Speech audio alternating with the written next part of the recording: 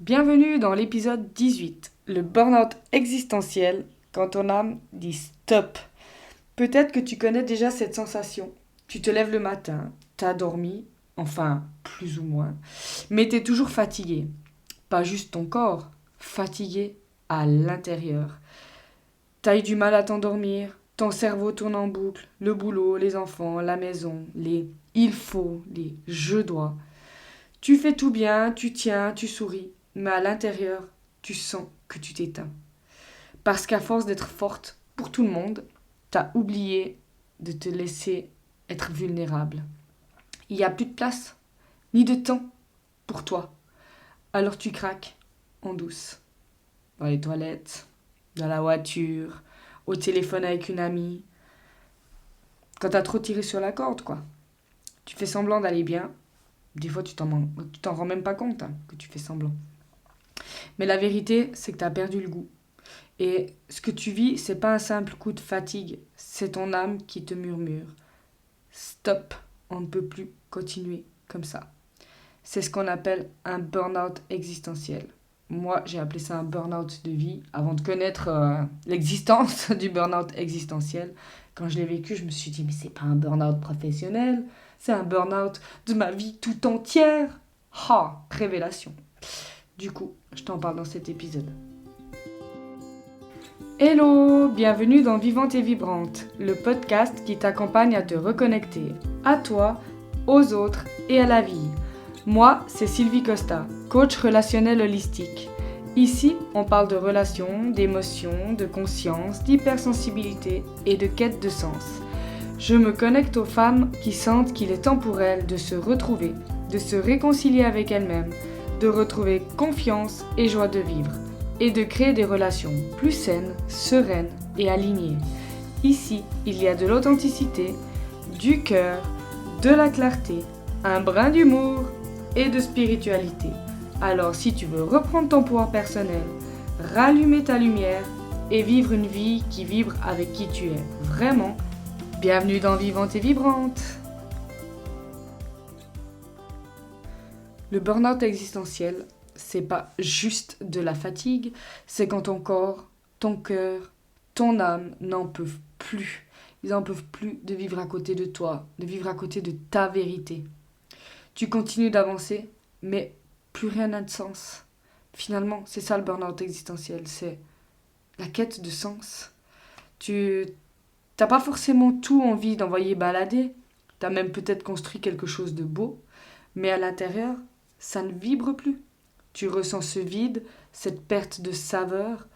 C'est pas que t'es faible ou paresseuse ou que t'es comment on dit, ou que t'es insatisfaite de ta vie. C'est juste que t'es désalignée. La vie est mouvement et ce qui vibrait hier ne vibre peut-être plus aujourd'hui. Et c'est ton droit. C'est ton droit de te dire ça ne me ressemble plus. Il faut que quelque chose change. Ton âme, elle supporte plus d'être en décalage avec ce que tu vis et ce que tu es profondément.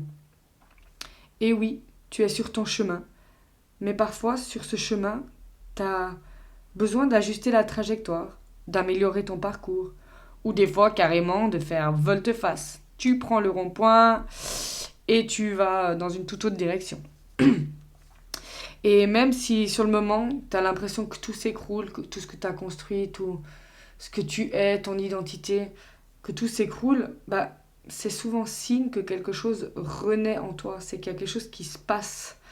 Le burn-out existentiel, c'est dur, c'est pas évident. Mais je te promets que c'est un cadeau déguisé. C'est un signal puissant qui te dit hé ma cocotte, là, c'est plus possible. Tu t'éteins, tu te tues à petit feu, tu n'es plus du tout toi. Il faut que tu te choisisses à nouveau. C'est pas possible. C'est vraiment ça. C'est la vie qui te secoue, quoi. Et si t'as pas encore la force de le faire pour toi, ce que je peux comprendre, je suis passée par là, bah fais-le pour ce que tu aimes, en fait. Parce que oui, on est d'accord qu'il faut faire les choses pour soi, c'est le mieux à faire, mais parfois on n'a pas l'énergie. Mais on a des gens qu'on aime autour de nous et on a envie d'être une meilleure personne des fois pour eux.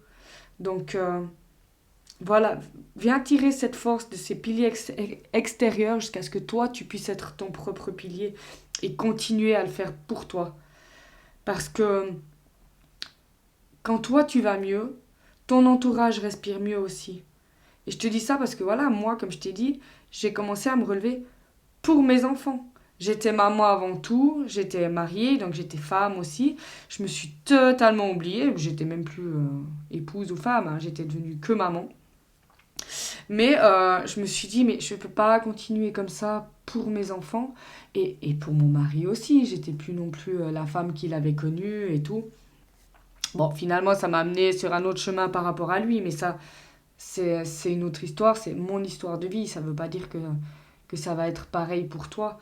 Tout ça pour te dire que, voilà, si t'as pas la force de le faire pour toi, si, désolé, ça va être un peu dur à entendre, mais si tu ne t'aimes pas encore assez pour le faire pour toi, bah fais-le pour ce que tu aimes. C'est ok. Et ensuite, tu reviendras à toi et tu le feras pour toi. Pourquoi on en arrive là? Pourquoi beaucoup de femmes maintenant font des burn-out existentiels? Finalement, c'est peut-être ça aussi un peu la crise de la quarantaine, hein. Parce qu'on est une génération de femmes en transition. Les femmes milléniales, mais aussi celles d'avant et d'après nous, elles ont grandi dans un monde qui changeait trop vite. On a grandi dans un monde qui changeait trop vite, où on n'a pas appris à prendre le temps de suivre notre rythme, de nous connaître. On nous a ouvert toutes les portes. On nous a dit, tu peux tout faire maintenant. Avoir une carrière, une famille, une maison, ton indépendance. Mais personne ne nous a donné les clés, personne ne nous a donné le mode d'emploi. On nous a appris à faire, à performer, à assurer, à cocher toutes les cases, à rester dans notre case. Mais on ne nous a pas appris à être, tout simplement. On a été éduqués avec le tais-toi et fais ce qu'on te dit, sois belle et tais-toi, sois gentil, fais pas trop de vagues, reste à ta place, souris, fais plaisir, dis que tout va bien. Alors on a appris à quoi? À s'adapter. Et si t'es hypersensible, tu as appris à te suradapter. C'est épuisant et ça te mène au burn-out. Et ouais, faire bonne figure, se plier aux attentes. On a appris à clairement paraître au lieu d'être. C'est une triste réalité. Mais on a le pouvoir de changer ça, hein. Donc voilà, aujourd'hui, oui, on a plus de liberté et c'est une chance. C'est clair, c'est indéniable. Les femmes, il y a des femmes qui se sont battues pour ça. Mais c'est aussi parfois un peu un cadeau empoisonné. Parce qu'on s'est retrouvé avec la charge du tout est possible, sans jamais apprendre à poser nos limites, à dire non, ou simplement à s'arrêter. Et puis, comme il y a pire ailleurs, on culpabilise de se sentir mal. On se dit, j'ai pas le droit d'être fatigué, j'ai pas le droit de ressentir ça, ce vide, j'ai pas le droit de vouloir plus, j'ai une belle vie comparée à d'autres. Ben ouais, mais là c'est ta vie. Et tu as le droit d'être épuisé. Tu as le droit de te dire que les choses ne vont plus comme tu veux. Tu as le droit de vouloir te retrouver. C'est ce que beaucoup de femmes vivent aujourd'hui. C'est pas un caprice, c'est une crise d'évolution, une crise d'âme. C'est ce que je disais, c'est peut-être ça la crise de la quarantaine. Je dis ça parce que moi j'ai 40 ans. Bon après voilà, j'ai vécu ce changement il y a quelques années, mais finalement la crise de la quarantaine, elle se passe pas forcément à 40 ans pile, hein. Enfin bref, et cette crise-là d'évolution, elle ne concerne pas que les femmes, hein. Elle concerne aussi les hommes qui ont aussi perdu leurs repères, qui eux aussi doivent réapprendre à ressentir, à communiquer, à être vulnérables, tout en gardant leur force masculine. Ça reste des hommes. Et nous, les femmes, on doit réapprendre à reprendre notre voix, notre puissance personnelle, notre place, tout en gardant notre puissance féminine, en gardant voilà, tout ce qui valorise toute l'essence féminine, disons. Donc, c'est juste retrouver un peu l'équilibre. C'est un peu le yin et le yang, en fait. D'ailleurs, je vais t'en parler dans un prochain podcast. C'est prévu, je me réjouis. Mais voilà, finalement, on en fait une guerre des genres, mais c'est un rééquilibrage du masculin et du féminin. Euh, et Et c'est un rééquilibrage aussi qu'on doit faire à l'intérieur de nous et dans nos relations. Donc voilà, si on perd cet équilibre en nous, bah voilà, naît le burn-out existentiel. Si on ne s'écoute plus, qu'on est plus dans le faire que dans l'être, on, on tombe malade, malheureusement. Malheureusement ou heureusement, parce que voilà, pour l'avoir vécu, sur le moment, voilà, c'était horrible, clairement, mais ça m'a permis de rebondir. Donc voilà, les signes de ce burn-out, c'est, voilà, hein, burn-out, c'est être à côté de soi. Hein. Donc les signes, c'est une grande fatigue qui ne passe pas, la perte du plaisir dans ce que tu fais, du goût à la vie, c'est le sentiment de vide, c'est les à quoi bon, c'est les larmes sans raison. Tu t'effondres, voilà, comme je disais avant, dans les toilettes, dans la voiture, où tu cries parce que tu as besoin que ça sorte. Ça m'est arrivé, hein, d'aller crier dans la forêt, ça fait du bien, ou dans la voiture. Euh, et c'est une hypersensibilité encore plus forte qu'avant. Ça aussi, hein, parce qu'on est, comme on dit, les nerfs à fleur de peau. Donc voilà, donc comme je le disais dans l'épisode précédent, c'est ton corps qui parle aussi. Les tensions dans la nuque, les maux de tête, le dos contracté, la lourdeur dans le corps. Souvent mes clientes, elles me disent, je ressens un poids, que ce soit dans les bras à force de trop faire, dans les jambes parce qu'elles n'ont plus envie d'avancer, dans le cœur parce qu'elles ont une souffrance qu'elles n'ont pas pu exprimer, dans le plexus, cette oppression de plus pouvoir respirer parce que la confiance, elle est totalement effondrée. Dans le ventre parce que les émotions sont volcaniques ou étouffées, ou enfin voilà, c'est l'émotionnel. Donc c'est des messages, c'est des signaux. Vraiment, si t'as pas écouté le podcast de la semaine passée, je t'invite à aller l'écouter parce que ça peut être hyper révélateur. C'est vraiment des appels de ton être profond. C'est des petits signaux, on va dire, pour te dire réveille-toi. C'est plus ton chemin là. Il faut que les choses changent. Donc le burn-out existentiel, ce n'est pas la fin de quelque chose.